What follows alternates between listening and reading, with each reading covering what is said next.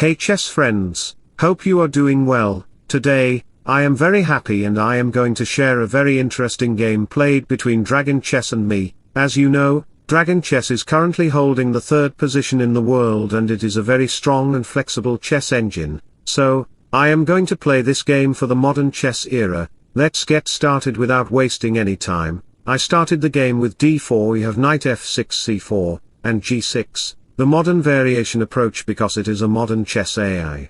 After e4 and e6, it approaches the modern variation where f3 can be played to stabilize the central structure, dominate the center, and I can push forward my h-pawn all the way to the king side, which I accomplished in the game. After bishop g5 happened on the board, I aimed to play queen b3 to eliminate the dark square bishop, which is advantageous for pushing forward my pieces on the king side. Then, after 6 e5, it immediately strikes on the board. We have knight e2 followed by queen d2, and h4 occurs in the game. This strengthens my attack to invade with h5 and also hinders the knight attack by playing knight g3, supporting that pawn to open up the rook file, which is advantageous. So, after h5 and long castle, queen e8 is followed by g4 and c6 occur in the game to control the d5 square. By playing c6, it plans to consider b5 in the game, so I responded with d5 and it captures the pawn on g4 immediately, instead of capturing that pawn, which would lead to positional weaknesses on e4 and the knight coming to the g4 square. I decided to go with knight g3, stabilizing the pawn structure and considering h5, it also sacrifices the pawn on f3. I sacrificed 2 pawns and felt like a shock beast. I can even sacrifice my queen. Why not sacrifice another pawn on c5, which shocks Dragon Chess? It opens up the diagonal for the bishop and prepares for c takes d6. After the pawn capture, we have b4 to kick out the knight. The knight has no retreating squares, so it moves back, and when the knight becomes passive, I strike the king side by playing h5. My knight protects this move and prepares to open up the rook file, which is advantageous. After the knight moves, we have c takes d6, and capturing the pawn leads to a bad situation because I can respond with h takes g6. This attacks the knight and opens the file where the queen can come to h2, initiating a heavy attack along the h file. If you dare capture the pawn on g6, I can respond cunningly because the diagonal opens for the bishop on c4, significantly increasing the pressure against the black king. Playing rook to f7 is the best choice. Even playing pawn to d5 is weak because the pawn will be attacked by many pieces. Sliding the king to h8 may seem reasonable to some 200 elo rated players, but I can respond with the brilliant sacrifice, rook takes h7. After that, queen to h2 check will arrive, the bishop blocks, and queen takes h6 will lead to checkmate. What a beautiful checkmated! I like the video for more of these types of chess tactics. Going back to the position, instead of capturing the pawn, it responded with knight to b6, which is a good move because I don't want black to come into the b7 square with its bishop and dominate the diagonal. Black has 2 center pawns creating dominance because I have only 1 center pawn on e4, which is why we have bishop back to e3. When the queen comes to c6 to protect the knight and create pressure on the c file, the rook on c8 can come to the board, creating crucial attacking chances on this c file.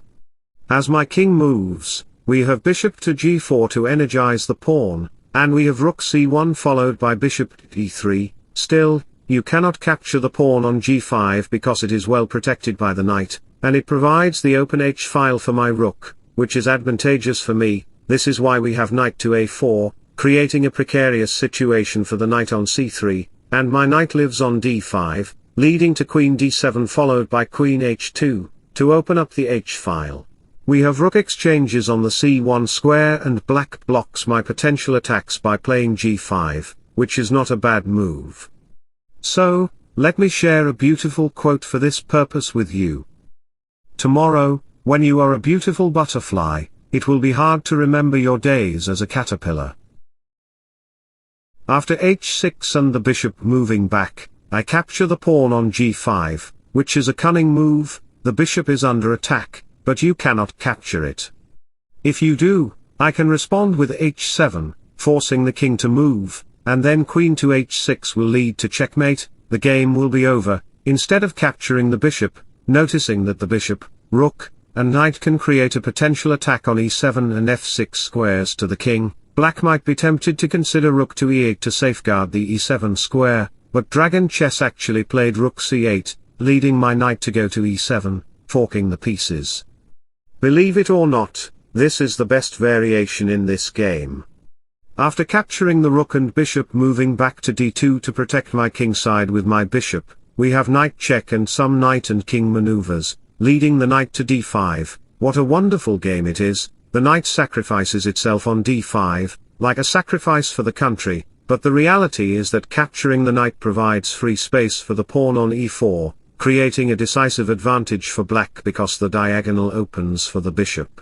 The bishop from h8, hiding like it's using a VPN, will eventually win the bishop on d3, leading to a draw. The game will be a draw, but I don't want my subscribers to be frustrated by the game ending in a draw. So, going back to the position, I didn't capture the knight on d5, I played rook to c1, showing my bravery with a heroic move. Even as the knight goes to h5 and queen to h4 occurs, b5 occurs in the game, which is also a heroic move. If you dare to capture it, after bishop takes b5, you cannot capture back my bishop, because you will lose the bishop on g4. This will be a disadvantageous position for you because my rook can come to c7, dominate the 7th rank, and the position will be burdensome for you. So, going back, we discovered that the pawn capture is not possible. This is why, after knight g6 and queen goes back to f2, the knight on h5 is under attack, but Dragon Chess ignored that knight. I considered b6, sacrificing another knight to consider rook c7. This time, Dragon Chess accepted my knight sacrifice because it is under my elo. You could say it is under my foot, which is also a reality. In Dragon Chess's foot, there are other top chess engines. In other top chess engines' feet are chess grandmasters, and in chess grandmasters' feet, you are there. Lol, just joking.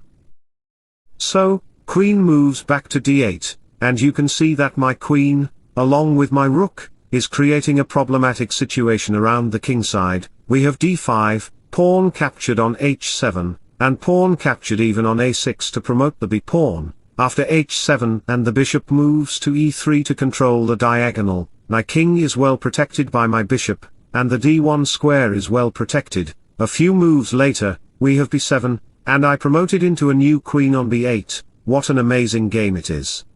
I have two queens on the board, and it is very satisfying. Your pieces, like the bishops, are very passive, and your two knights are completely ineffective.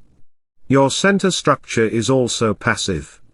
My pieces are creating significant problems on the 8th rank, and my king is well protected by my pieces. After a few moves, we have rook to e8, and my queen goes to e3. I push forward my pawn on a4 because it is the last pawn I want to promote into a new queen, resulting in 3 queens. I need to stop black from promoting their pawns so I can get a queen and dominate the position. After a few more moves, we have queen g1, king b1, and after some piece maneuvering, you can see that at the end of the day, my queen completely protects the king's position. This is very satisfying for me. After a few more moves, I push forward my pawn on a7 and promote it to a new queen. Although Dragon Chess captured that queen, after capturing on a8, you can see that I have 2 queens against 2 pieces. Eventually, I checkmated black on c8. So, this was a very amazing game. I hope you enjoyed it very much. If so, don't forget to like and subscribe to my channel. Wishing you all the best. Bye bye, see you, and take care.